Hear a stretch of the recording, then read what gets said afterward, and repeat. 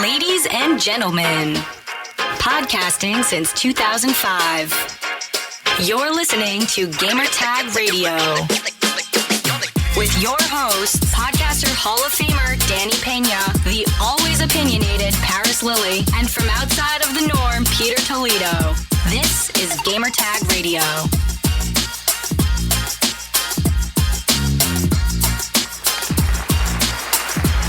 All right, welcome to Gamertag Radio. This is your host, Danny, and I'm going to be calling Paris in a few minutes for a brand new daily conversations. For those that don't know, is our phone conversations, our record. We call each other all the time.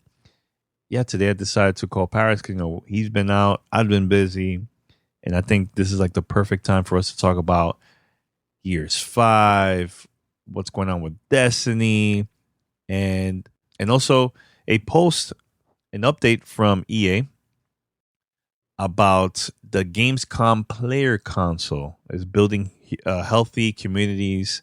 And we're going to be talking about that in a few minutes here only on Gamertag Radio. And that's about it.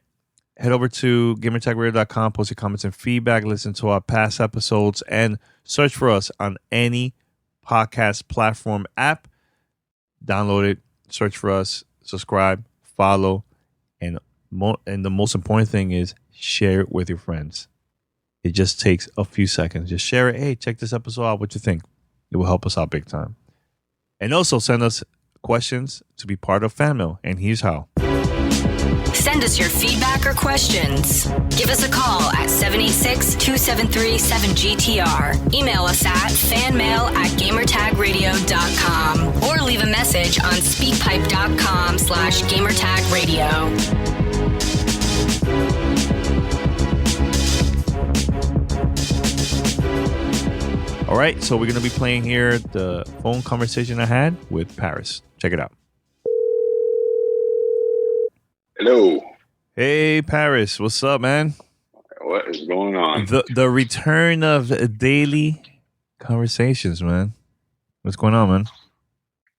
Nah, it's early. It's 9/11 today, and going to my daughter's school after this call because they're gonna recognize all military and first responders. Oh, that's good. That's good. Yep. Yeah, I was actually here 18 years ago too in New York City. For those who are listening, I moved to New York. I'm back to my hometown. So yeah, I was here when that whole thing happened during 9/11, man. So yeah, it's crazy. Yeah, I have a couple of memories of that. Like, well, first, my cousin, he was in the Army at the time, and he actually worked in the World Trade Center. He was like a recruiter or something. They had like an office in the World Trade Center. Okay. He was walking. He had gotten off the subway and was walking towards it when the first plane hit. Wow. So it's like, that's how crazy that is. He literally could have been in there. Yeah. When that happened. Small world. World. Because my dad, he was a taxi. Actually, if you hear background noise, this construction here is New York City. There's always like crazy sounds here. But anyways, my dad was a cab driver since the 80s. And one of his passengers, he left him at the World Trade. And he noticed there was like papers and stuff dropping like to his car, and he sees that everybody was like looking up, and that's when the first plane crash happened. And he was like, "Well, I'm out of here." And he just left. Yeah, he was there. Crazy, man. But Paris, man, couple things, man. One is I watched it today because a day later, but I was watching the Bungie stream that I had on Mixer with Phil and the CEO of Bungie. They were playing, believe like strikes with random people in the community. Yeah, it was pretty cool, man. I liked it. Really awesome. Very laid back. Deej was hosting. Really, really laid back. Funny fact about, because they were doing that at Bungie. They were doing it in the Twitch room. I know, or the stream room, I guess you should say. The funny thing is, going to the studio, when you first walk in like the reception area, it is literally right off to your left is where that room is. And it's tiny. It looks so big. Small. It's so small. It is not what you think it is. It is so small where that room is. So I always laugh when I see them do stuff there because I know exactly where it is. It's just funny. It's not what you think. Yeah, but I think it was cool seeing that, them playing and just casually talking about what's coming up for Bungie. And then casually, Phil talks about like, oh yeah, we started playing games for Project Scarlet. I'm like, I get it, mentioning it at E3 and all these places, but at a random stream like Bungie, you know what I'm saying? Like, that was pretty cool. Look, that was calculated. I was watching it when he said that, and I like Phil knows what he's doing. He knows what I just played the first Scarlet game. I was like, oh, okay. Yeah. Okay. Yeah. Hey, I wouldn't be surprised if it's playing Destiny, just checking to see how like the old games works in Project Scarlet. That's possible too. Well, and one of the coalition devs let it slip a little bit by basically saying that Scarlet's going to have built-in ray tracing in the hardware, which makes me think when Scarlet does come out, we're gonna basically, and I think this is for a lot of games too, but we're gonna see an update to Gears 5. And the reason I say that is because I'm playing it on PC right now. Danny, let me tell you, insane settings. I mean, it is just visually stunning to see this game on PC, and I've checked it out on Xbox One X as well. Don't get me wrong; it looks amazing on Xbox One X too. But just that extra bit of horsepower that you can throw in on PC and do it at insane, it's a showcase, absolute showcase of a game. So I think that's what they're going to go for when Scarlet comes out. To me, I think I got a peek of what Scarlet's going to look like next year for what they have for Gears 5 right now on PC. In the conversation we were having, Parris, yesterday, I think that this is like the beginning of what's coming from Microsoft. This, honestly speaking, like the more I've been playing this game, and that I love Forza Horizon. I love that series, right? But I think this is by far the best first-party game that they released of this generation so far as a first-party game for Microsoft. This is it.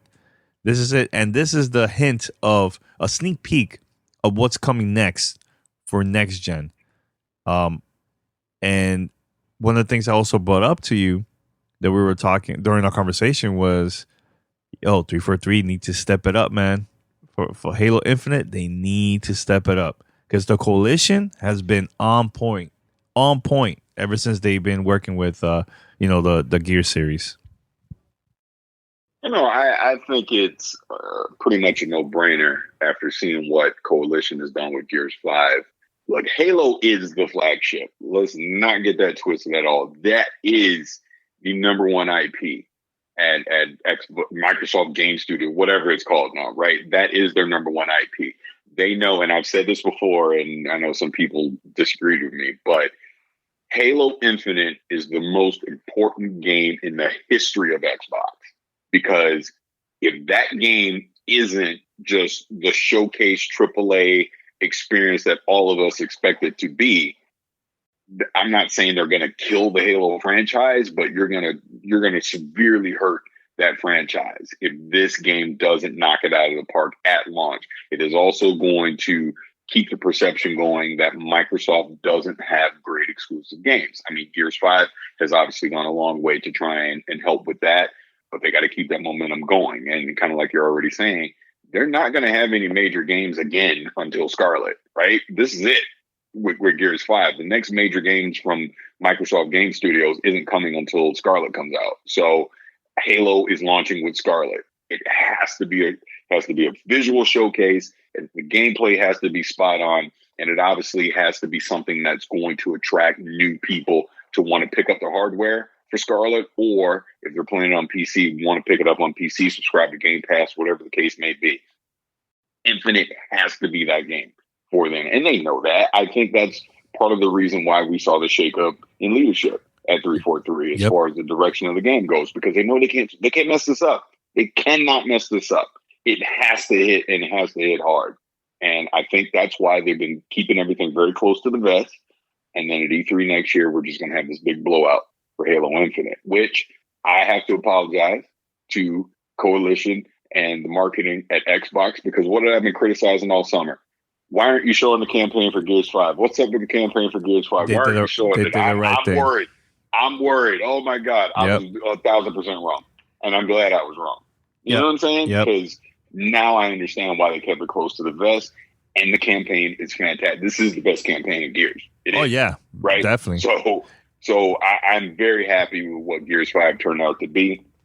You know, I obviously didn't understand what their marketing strategy was, but it seems to be working. It'll be curious to see what the quote unquote, because with Game Pass, I don't know how they're going to distribute this, but it'll be interesting to see what the numbers are for Gears 5 at launch. But I think a lot of people, I think this game, especially with the $1 deal, has gotten a lot of people to just sign up for Game Pass. So now, I think we're going to see a lot of traffic through Game Pass.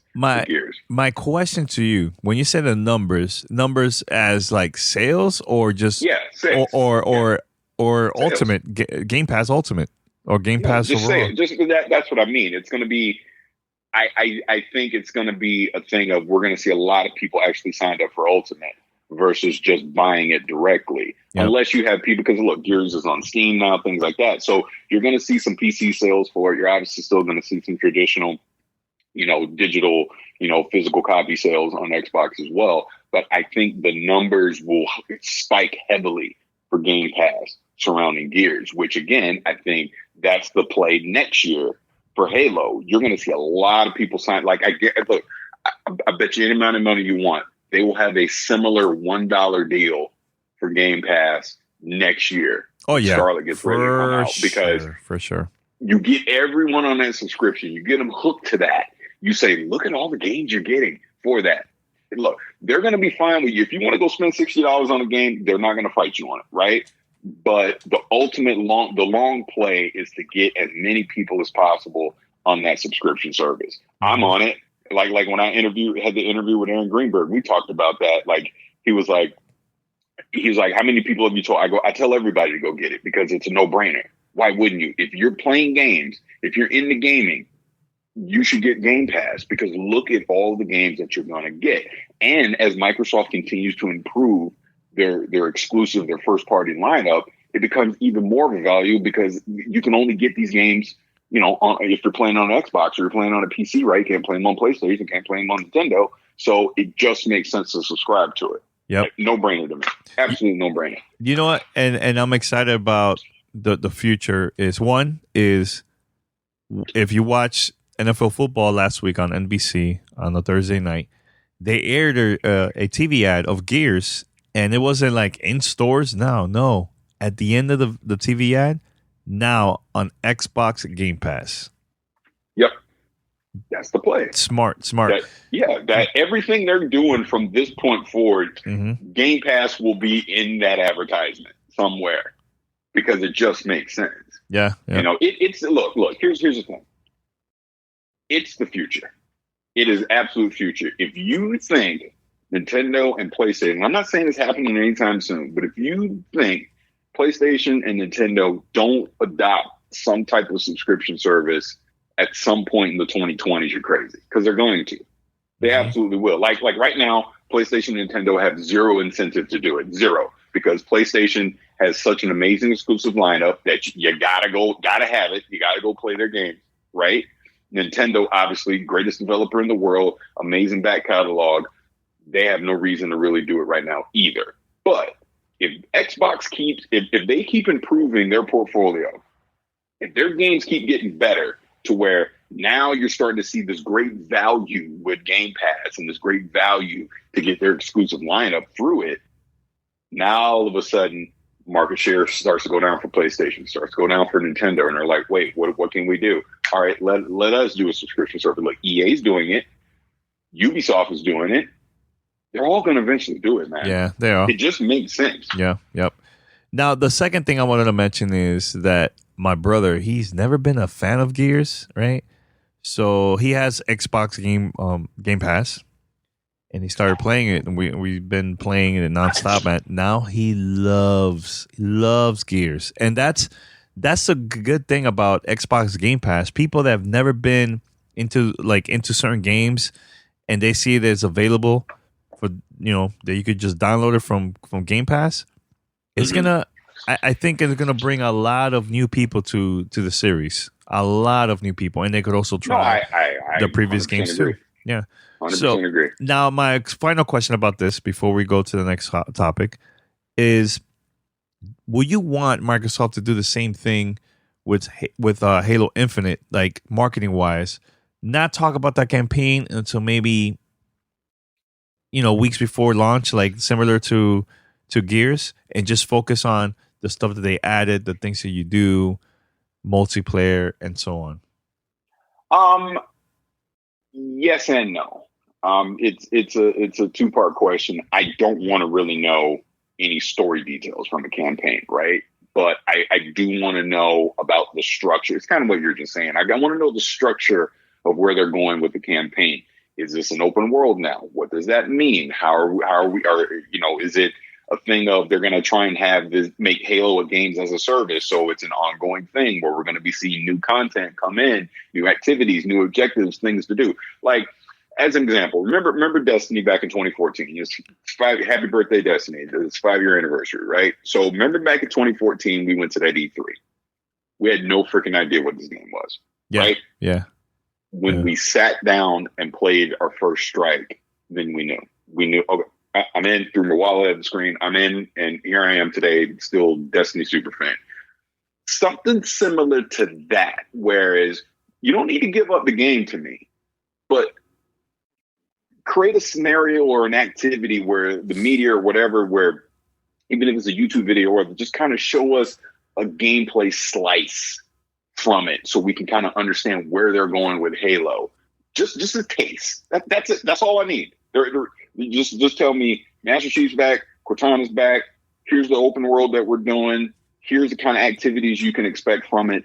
Done. Don't give me no story, nothing. Let me experience that on my own, and I'll be fine. That's it. And like you said, show the multiplayer stuff off. They can do a lot of stuff around that. Probably do some kind of, I would imagine, some kind of multiplayer beta. Ramp it up to it. Things like that. I'm good, because you already have my money for Halo. Whether I had Game Pass or not, that is an automatic purchase for me day one, because I'm a Halo fan. So you got me. But the thing they got to do, similar to like you said with Gears, they're going to bring in new people. You got to put an incentive out there to get new people to the franchise to come in. Yeah, agreed.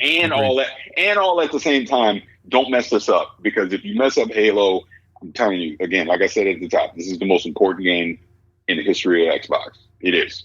They got to nail this. They have to. You know what? I think that because of Game Pass, Xbox Game Pass, I think marketing wise, it's going to change completely for Microsoft. And now thinking about it during the conversation, it makes sense why the Coalition and Xbox decided to market the campaign like this and save everything to the last minute. It's like similar to kind of like Netflix, right? Some shows or movies, they'll show like maybe in a month, 2 months before it comes out, available like on Netflix. But most of the time it's like, it's available now. Go find out what it is, because you are already a subscriber, so you're gonna download it right away. So I think that when they start promoting Halo, just focus on, like you said, focus on the multiplayer, the new features, a small taste of what you could do in the game. And even that, though, Parris, because I didn't know anything about the open world part in Gears that has never been available in the game at all until now. And I found this out a couple weeks before the game launch. They could do that too, man, because it is fine. It's fine now because of Xbox Game Pass. I'm a subscriber, so I'm still going to get it no matter what. I don't have to know about this at E3 or at Gamescom. Let me find out the day I buy the game, or maybe 2 weeks before I buy the game. That's fine too, man, because I think the subscription service changes everything from now on. It depends on how much adoption they have at that time, and obviously they can see the numbers and know what it is. If the majority of your player base is switching over to your subscription service, then you can start doing that. But I'm pretty sure it's probably, if I had to guess, it's probably still less than 30% of the player base uses Game Pass, right? So they got to still grow it and cultivate it before you can start doing things like that. So you still have to market the game towards the majority of your player base, which would not be on subscription, even by the time we get to Scarlet. Now let's go to the next topic, and I think this is a very important one. I want to add one in before you go to. Okay, all right, go for it. What? Because I'm actually very excited about this. Okay. In 30 minutes from now, Massive is going to do their state of the game for the Division 2, and this is a pretty important one because the next 3 state of the games, they're going to basically unveil their plan for basically fixing the Division 2.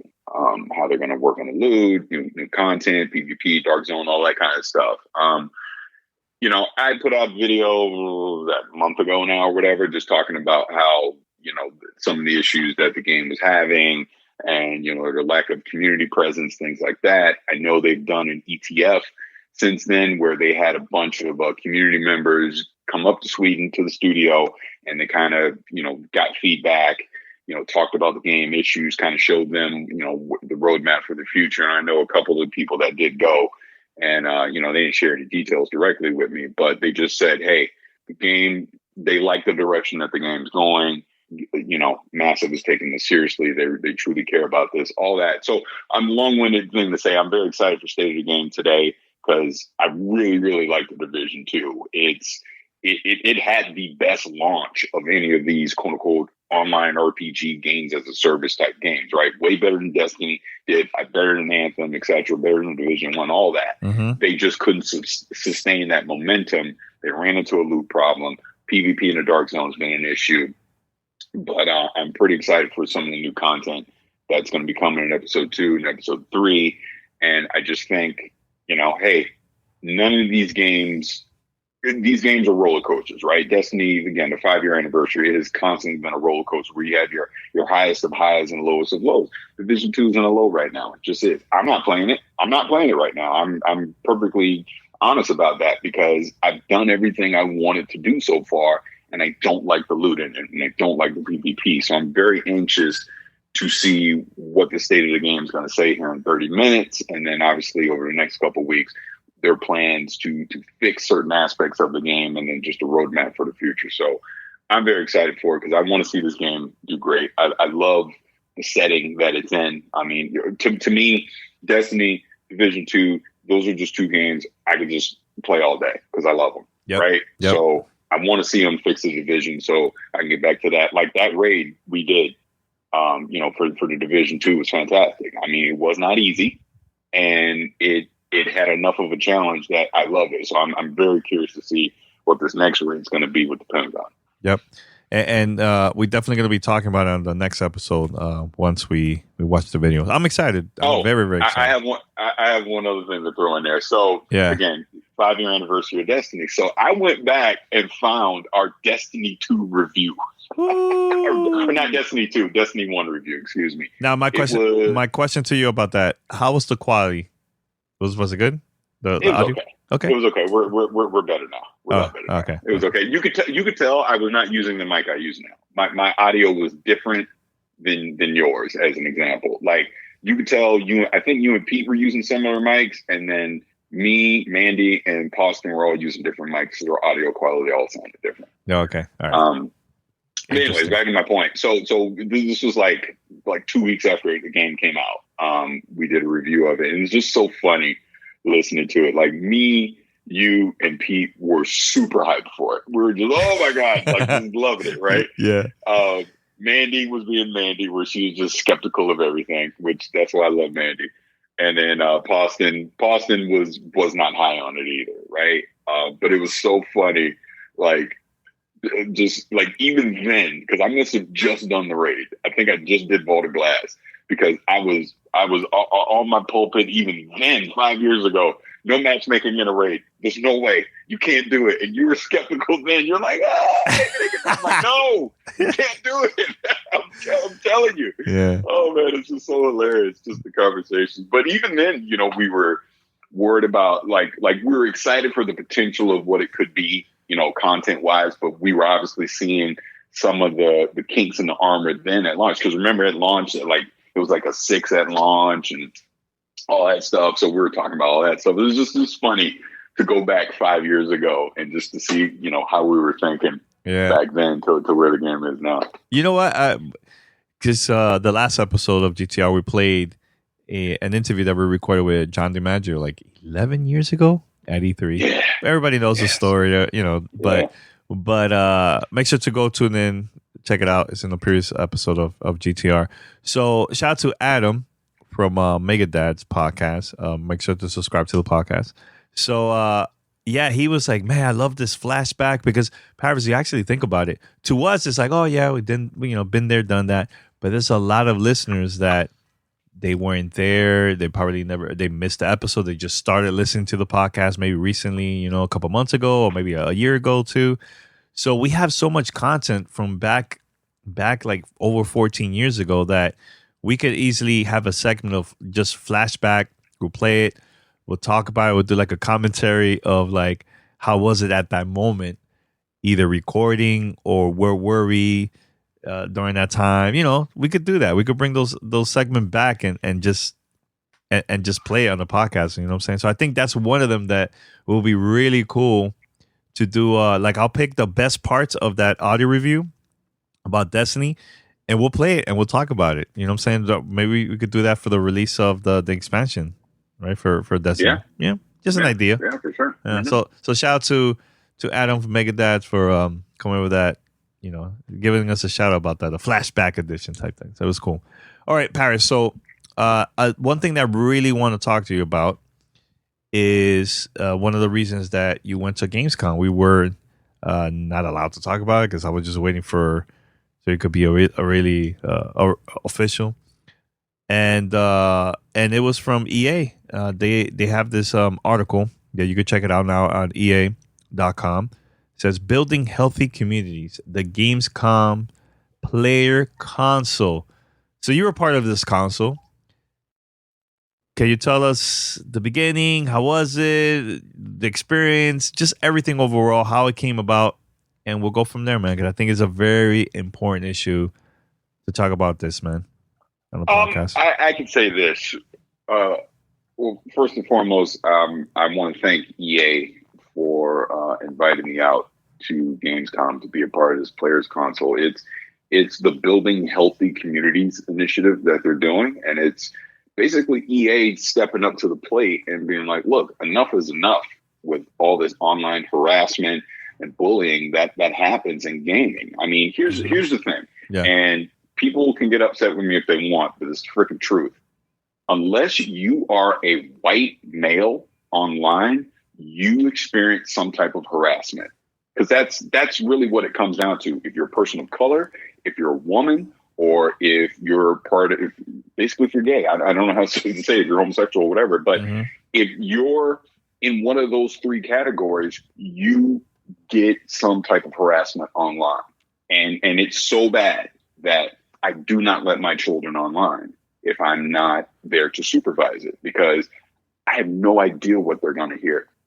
Look, I'm a black man, 45 years old. I know what racism is. I deal with it almost on a daily basis. I have thick enough skin to let it go. My children shouldn't have to deal with that, right? Mm-hmm. If, I have two daughters, they should not have to deal with, because they're a female and they're online, they have to deal with a bunch of sexist comments, right? If you're a gay person, you should not have to deal with your sexual preference being mocked online or called all kind of ridiculous names.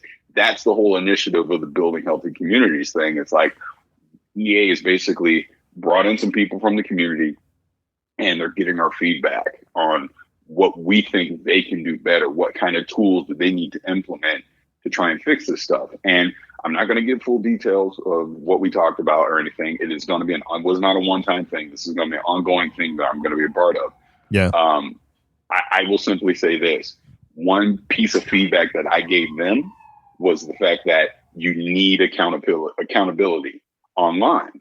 Whatever form that is. Part of the problem is it is so easy. And I even saw this on Twitter yesterday when I said I was a part of this. One of the first comments was, oh, stop being so soft and weak and just get over it. And it's like, no. It's not about being soft and weak.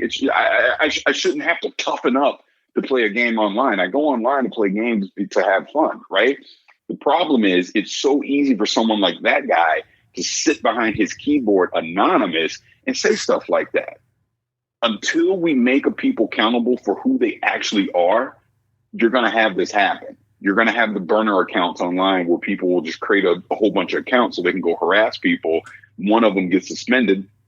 They hop over to the next one. But if Parris, Lily, me, if you know it is me and I'm saying racist stuff online or I'm bullying, harassing people online, guess what? Ban my ass and then I can't do that anymore. That's what has to happen. And this is just my opinion. I'm not saying this is what they're doing. I'm just telling you this is one suggestion that I gave is make people accountable. It is a privilege to play online. It is not a right. And that's part of the problem right now. We have to change that narrative that people think it is their God-given right to be able to go online and free speech and all this and say and do whatever the hell they want. No, it's not. It is a service. EA's has a service. Xbox has a service. Nintendo, PlayStation, etc.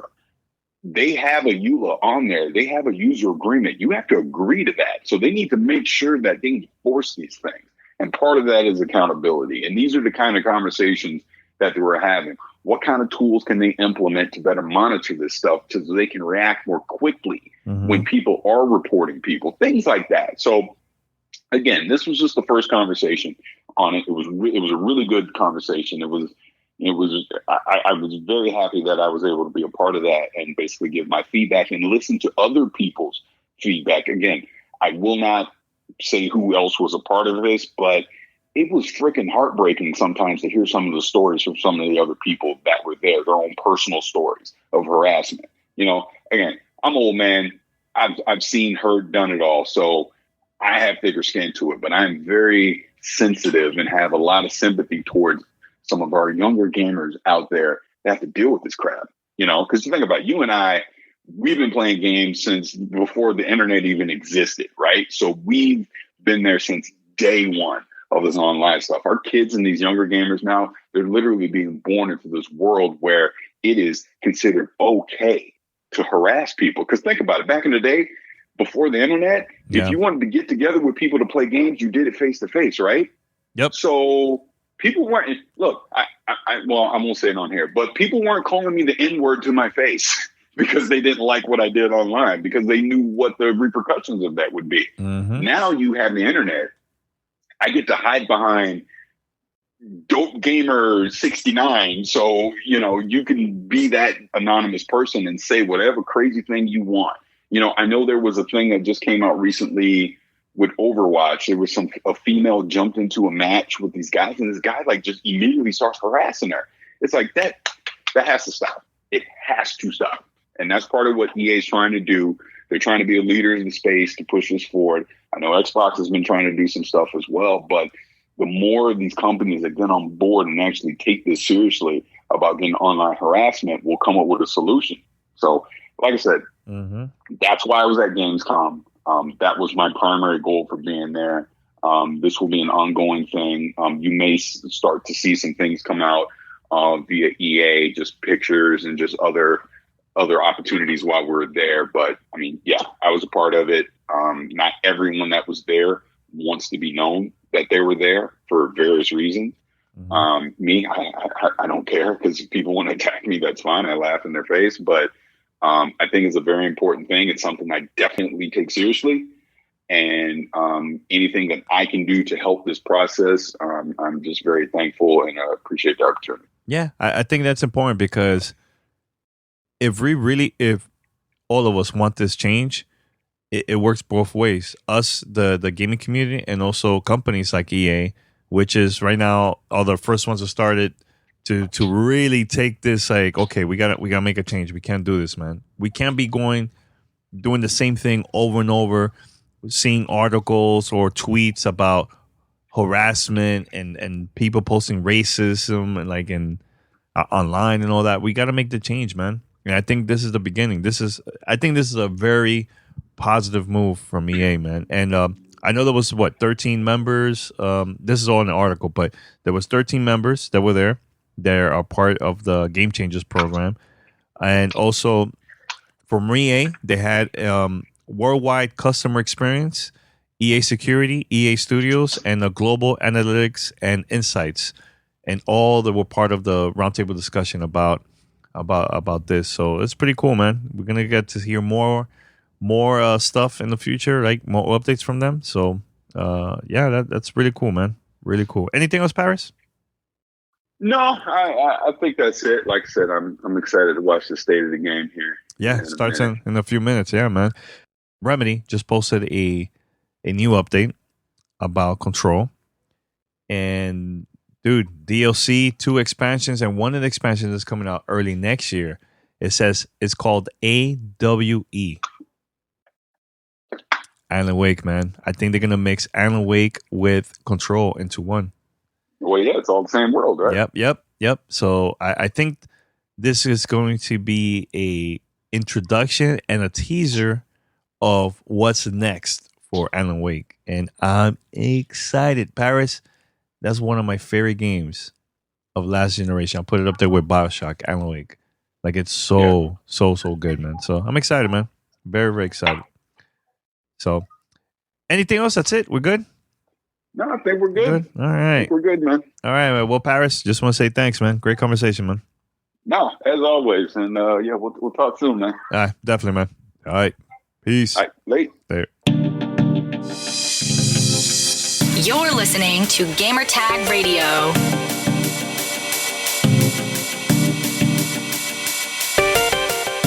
All right, so that's it, everyone. Make sure to go to gamertagradio.com. That's gamertagradio.com. And I'm live here in New York City. You're gonna hear some background cars and construction and all that. So also you can go to any podcast platform and just subscribe. Search for Gamertag Radio. Make sure to share with your friends. That means a lot to me.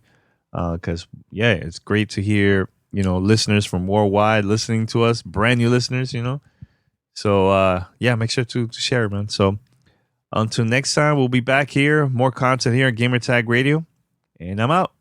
Peace.